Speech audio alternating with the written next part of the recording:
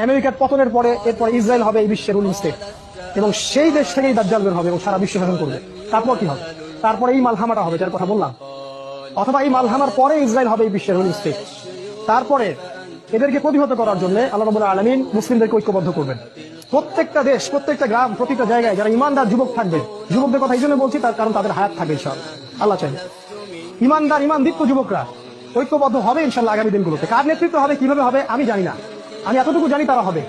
কারণ আল্লাহ রাব্বুল আলামিন তার নবীর মাধ্যমে জানিয়েছেন, এই বাংলাদেশ বলেন, পাকিস্তান, আফগানিস্তান, এই পুরো জায়গাগুলো, ইন্ডিয়া, এই জায়গাগুলো থেকে যুবকদের অনেক কাফেলা আসবে এবং তারা ইমামুল মাহদির সাথে যুক্ত হবে।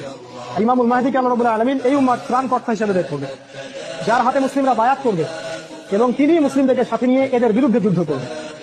এবং এই যুদ্ধে প্রথম দিকে মুসলিমরা অনেক পরাজিত অবস্থায় থাকবে, অনেক মুসলিম মারা যাবে। আল্লাহ রাসূল বলেছেন 3 ভাগের 1 ভাগ মুসলিমই শহীদ হয়ে যাবে।